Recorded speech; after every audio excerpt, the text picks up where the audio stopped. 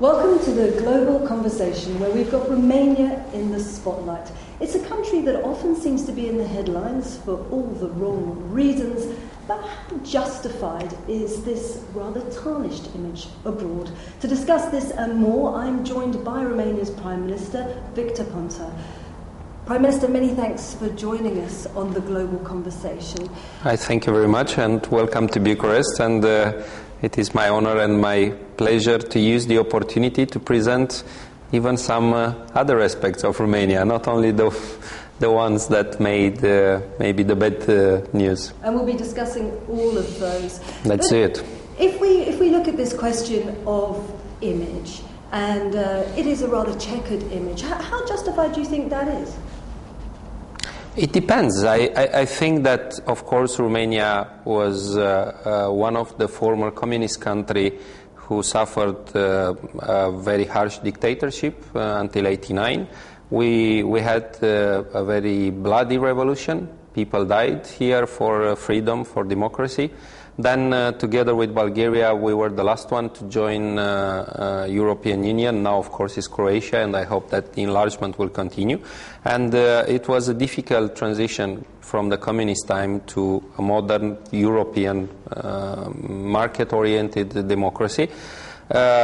But I would say that I'm not only being a prime minister, but being a Romanian, I'm rather optimistic that we have passed even the difficult economic, social and political crisis that began in 2009, and now we can be one of the fastest growing European countries.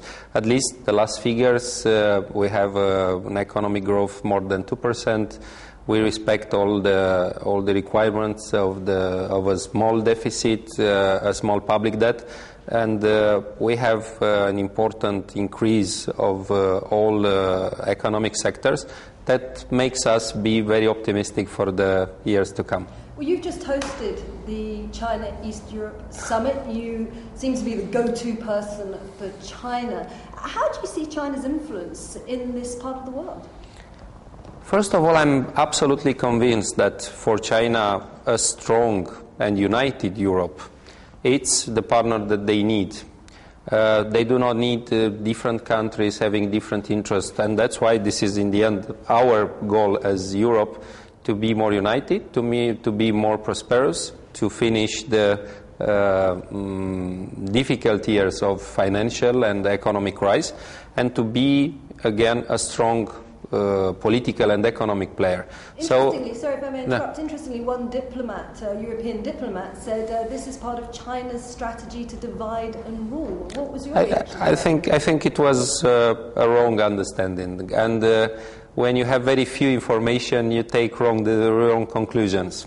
That's why I say that, once again, my impression is that China is a strategic partner for the European Union, that the interest of China is to have a strong partner in Europe, and that China is investing in Europe. It's buying European bonds, but also is investing in infrastructure, in economic projects, and this is a win-win situation. The fact that China's Prime Minister spent 3 days in Bucharest speaking with a lot of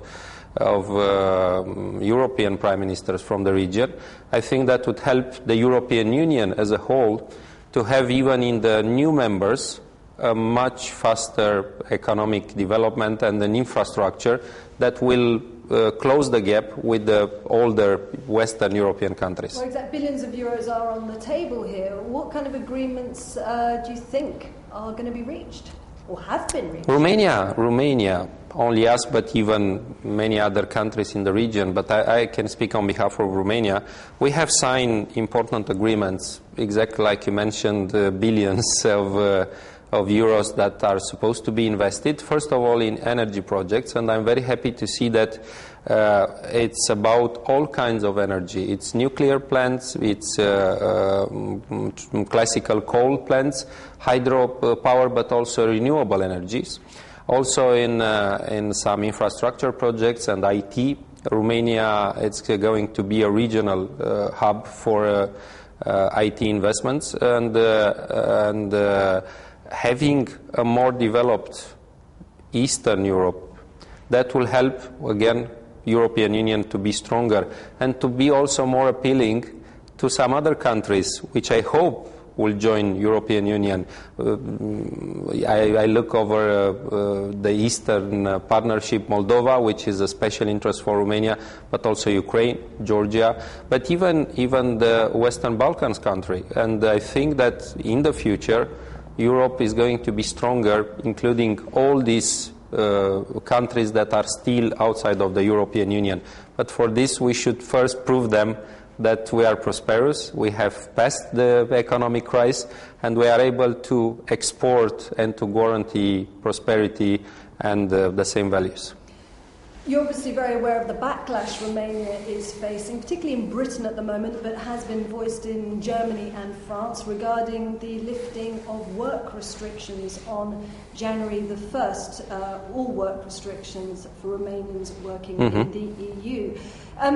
The vocabulary here is like an influx, a flood of Romanians coming to countries like Britain. Is that what they're expecting? No, not at all. But I would treat this subject, which is an important subject, from two perspectives. First of all, the freedom of movement is one of the basic pillars of the European Union. We cannot change this basic pillar because then the whole construction will crash. And as much as the British can come in Romania and invest, and they do, and they are welcome to invest money, to sell goods, to make good business, to be tourists, to be political partners, you cannot have only one way direction. So we have to prove to all the new European citizens and old European citizens that the basic principles of European Union are going to be respected by everybody, and I'm very satisfied to see that despite all of the controversies, 1st of January it's going to be a date respected by everybody. Second, the first years of Romania being a member of the European Union, 2007, 2008, it was an important migration of Romanians, but mainly directed to the countries to whom we have very close connection of language, mentality. Spain and Italy, most of all, more than 1 million Romanians in each of these two countries. They live there, they work there, they are well integrated. So you're saying you don't think there is going to be this influx, this Absolutely not, and I'm explaining you why. First of all, because as I mentioned, most of the Romanians who went abroad, they went to these countries because of this special, I think that in United Kingdom there are around 100,000. Second is that right now in Romania, we have not only economic development, but we have a lower rate of unemployment regarding the European average, and we have a lot of opportunities. Sometimes I would say that better opportunities than the Western member of the European Union. And the people who wanted to go abroad, they are already there, and it's not going to be any significant change in this. But there is only one last point. I think that this subject of immigration, which is directed not only against Romanian and Bulgarian, but even against some other people, it's a topic for the populistic and the extremist political movement. All the time that the mainstream parties are using this subject, they are losing in front of the extremes. And I hope and I think that next year, 2014, the biggest challenge for European Union, because we have European elections, will be to contain this extremist and populistic movement. As you said, the mainstream are taking on this populist discourse. How would you react to, or how do you react to the British Prime Minister's approach to Romanian migration, cutting benefits? I would say, maybe for your surprise, that I have read very carefully what Mr. Cameron said. And I would agree with him. First of all, that he reiterated that 1st of January he will respect the date set up by all the European Union. Second, and here I'm joining him, and also German Chancellor or some other Prime Minister, saying that it is the interest of all Europeans, including Romanians, Bulgarians, to fight against people who are illegitimately or abusively using the social protection system. I will always fight for the rights of honest, hardworking Romanians to go in UK, France, Germany, for a better life, for a better job, paying taxes and being active parts of the society. And I will always join prime ministers in fighting against people who are abusing the social system. You don't think there's a discriminatory tone to all of this? As long as there is a clear rule which is applied not only to Romanian or Bulgarians, is applied to all the European citizens, and as I said, is in favor of the hard-working, honest people, and it's against the ones who are using and abusing the system, I completely support the idea. But I think that the most important message will be to say that we are all Europeans. We have the same rights and the same obligation. Nobody is going to have less rights or more obligation than the others. The European Commissioner Laszlo Andor reacted by saying that Britain was behaving with hysteria, was being hysterical. So you would disagree with that? I would say that we should be more reasonable in tackling very difficult situation. I can understand the pressure over the governments to take sometimes populistic positions, and that's why I said that all the time that the mainstream parties are tempted to go to the populistic approach, to exit, to put out all the foreigners or to close the borders, they always lose. I still have in my mind the example of the former French president, Mr. Sarkozy. He used that very much and he lost the elections.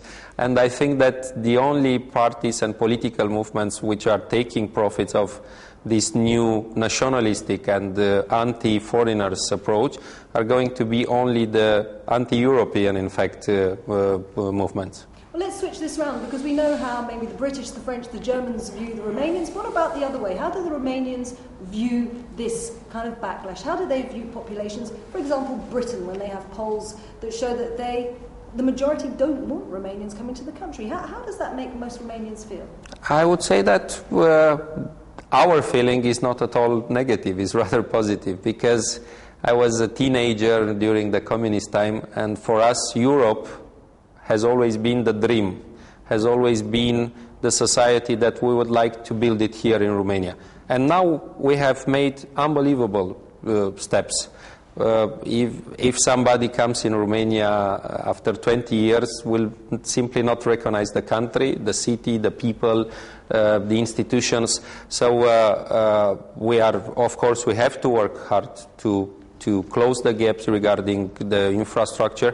But Europe, it's not only a dream, it's a real set of values that we share, and we respect all the other peoples. We do not think that we are better than the others, but we are for nothing. You accept that? You would say that most people accept this sort of criticism? I do not think that responding with the same rage or angriness will be the right answer. I think that the most clever answer that I've heard in Romania, it was one promoted by the media, which invited the most important representatives of different parts of British society to visit Romania. And as long as they came here, they changed their mind. If we go back to this, it's a lot of prejudice and prejudgments. And I think that Europe, it's having this very important goal to make people knowing each other and not to live on something that is written by prejudgments. If we go back then to this question of image, the Roma, you have a very large Roma minority, and that's often cited as one of the reasons that Romanians have a bad image abroad. How do you react to that? There is an important Roma minority in all Eastern Europe, not only Romania. it's always this similarity of Romanian and Roma that makes maybe for the media easier. But there are important communities in Bulgaria, in Hungary, in Slovakia, in Serbia, in the region. I think this is a great challenge, not only for this country, but for Europe as a whole. They are European citizens. They need special programs to better integrate. And as I said in London or in France, the long-term solution is to better integrate them in their countries. I mean, the Roma from Romania, they should have better conditions here, but this is something that needs not only, it cannot be done only by Romania or by Hungary or by Slovakia or Bulgaria. It should be a European project. I think that the European Commission has done important things in building up this European strategy for the Roma, and in medium and long term, investing in education, having the kids going to schools, having some time. We have in Romania positive discrimination in which regards the public jobs and even in some private companies for the Roma people. This is the only way that we can solve the integration of the Roma for a long time. If we simply say that we put them in the plane and we are moving them from Romania to Bulgaria or to France, this is a short time solution, and this kind of solution are taken only some months before the elections, and then it's nothing solved on the long term. Well, if we look at the long term, Amnesty International is actually quite critical about how your government has behaved towards the Roma minority here, saying that there are often forced evictions and that you haven't reacted against that. And Roma say, well, the conditions are so bad in our country, we have no choice to leave. To be very honest, I think that these are rather older reports because... This isn't the current report. Amnesty International? Yeah. All right, I'll speak to them on the phone yesterday. I will invite them to come here to work with us and to make everything better. This is Amnesty International Romania, who I was speaking to, and they say the situation for the Roma isn't really improving. I would say once again that it's much easier to criticize than to work together. So we are very open. We have changed a lot, not only the legislation, but we have put a lot of Romanian and European monies in programs. We have institutions who are taking care of implementing the strategy. Of course, there is still a lot to be done, and working together will make us more successful. But you would disagree with the fact that what some Roma say, that it's convenient to you that they emigrate? It's not convenient for us because I think that Romania needs all his human resources here. I'm not happy at all when I see very skilled young people going to work in the United States or some other countries. I'm not happy when a Romanian is living abroad, but this is Europe. This is the principle, to be united and to give equal opportunities. I think that as much as this economic growth, it's a sustainable growth in the future, we will have more opportunities, not only for Roma, for all Romanian citizens. Another thorny issue for Romania is the issue of corruption. And I was speaking again to Transparency International, is based in Romania, and they're saying the problem is so endemic, it's so entrenched, that even with the best will in the world, it's pretty much impossible for you to root this out. If we would root this out, what Transparency International Romania will do? Look, the reality is this: there are a lot of old things that it's much easier to keep repeating for the European public media because it's easier to present it. No, I would say Transparency International, you are the fourth worst performing nation in Transparency International, and this is in the latest perception. In Europe. In Europe, yes, I see. in the EU. All right. So it is an actual problem. I would say that Romania has implemented since 2007 all the new institution, the regulation that the European Commission helped us to do. results have been absolutely impressive because a lot of politicians, public functionaries, they've been sanctioned for corruption. We have a lot of cases. We have very independent institutions which are very much praised in all the reports. So I would say that there is not more or less corruption than the European average, and we should fight against this and to make everything more transparent. Not more than the European average, but if I can then just pursue this question a little bit more. 3 members of your cabinet, and that's quite unusual, have been under judicial investigation for corruption. That's your Transport Minister, the Minister of Trade and Industry, and your Vice Prime Minister. Now, 2 of those have resigned because of corruption. The Vice Prime Minister hasn't. There is an issue of credibility. No, because once again, none of these have been investigated for corruption in the public office. As I said, the anti-corruption institution, they've been very active. They have investigated almost everybody, and I think this is good. This is independent bodies, but now, there was no accusation of corruption since I took office a year and a half ago, and I think that being more transparent and letting all the institutions to be independent, it's the right answer to this.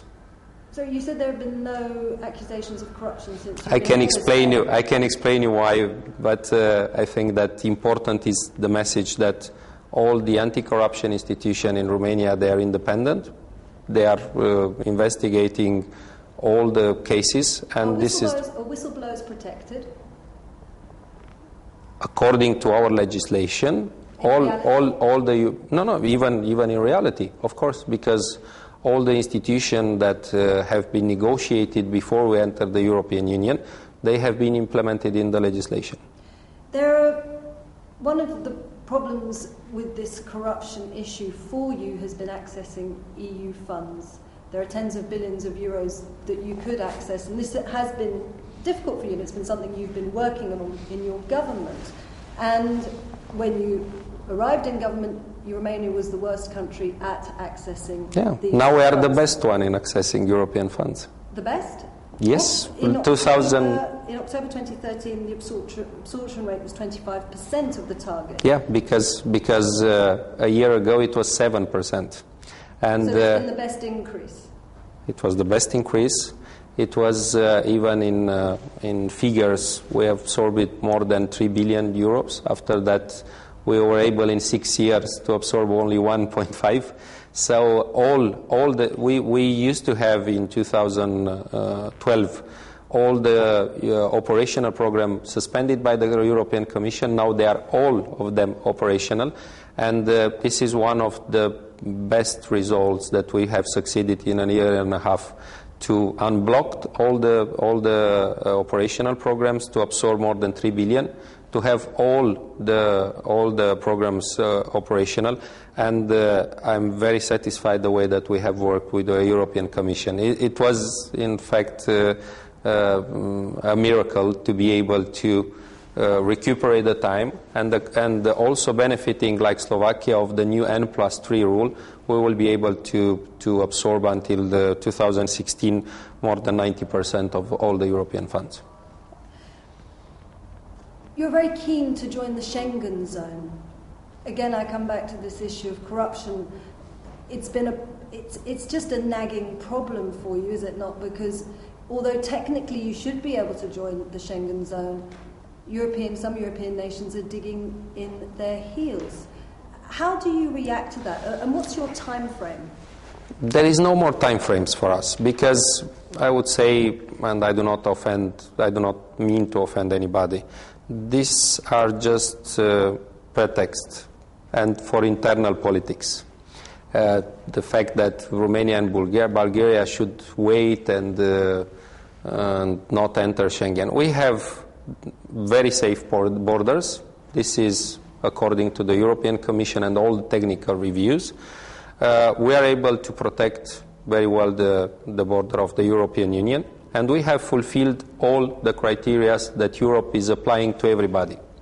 When it comes to the final decision, there is always an internal election in one of the countries, and there is always motivation to postpone it.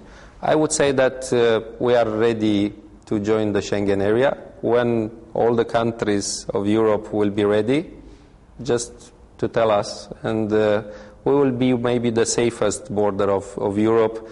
I'm looking to some other borders of Europe which are much less safe than Romania and Bulgaria. We talked about the European elections. With those European elections around the corner, do you fear a backlash on this? Do you think that this might push the issue of Schengen even further away, as we're expecting populist parties to take hold?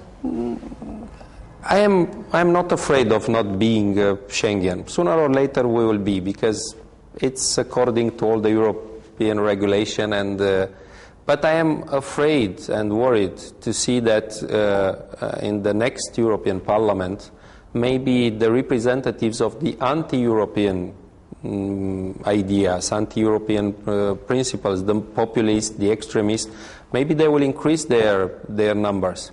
And my message was very clear to all the European leaders, not to try to be extremists, not to try to be populists like the others, because all the votes will go to them, not to the EPP or the socialist or the liberal tradition. What are you thinking about in particular? I have no intention to give examples or advices. I respect all the European leaders. I'm just trying to use this opportunity for this emergency call to say we must fight for the European values. As long as we will try to have the same approach like the anti-Europeans, we will simply lose, and they will win. And I think that Europe should be more united, should be more integrated, should be better coordinated in the internal but even external policies. And for short-time electoral gains, we should not jeopardize the basics of the European construction.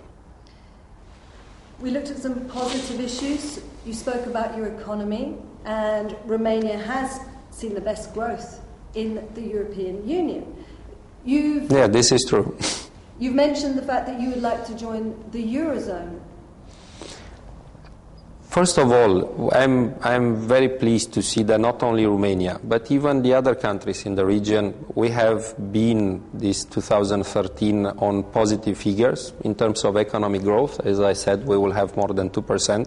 We have respected all the public deficits, which is way below 3%. I know that not all European countries are able to respect this, but we are the best students of the new budgetary discipline and economic growth. That will give us the opportunity to develop faster and to be more important for the whole European economy. Speaking about Euro, for Romania, it's a clear political decision that, unlike UK or some other countries, that we want to join the Eurozone. But that should not be very soon, because first of all we need to have a strong economy. Eurozone doesn't need another weak economy. We have to be strong, we have to be competitive to add something to the Eurozone, not to add another problem. And second, of course, I'm very optimistic in this direction. The Eurozone will implement all the reforms based on the bad experience of the past, in order to avoid new crises like we have been. So you want to join the Euro when Europe has got its house in order? I would say yes. I would say 2018 would be a realistic date, and I am carefully following the example of Poland. Romania is looking a lot to Poland. We have medium-sized countries, economies, and I think that the way that Poland is preparing for this, it's a good example for Romania too. You are known to be a rally driver, or a keen rally driver. I used to be, yes. You've had quite a fast and rocky road in your first year in office. How's rally driving helped you prepare for being Prime Minister? It's true that it's one of my hobbies, and I miss it since I've been a Prime Minister. Actually, I was not a very good rally driver. I was a very good co-driver, and I think that means that the country needs partnership to develop. I am calm. I know that being fast is important, but being safe is even more important. So I hope for Europe to recover very fast, but also to do very solid grounds for the future and to be again that strong global player that the world needs. Prime Minister, many thanks. Thank you very much.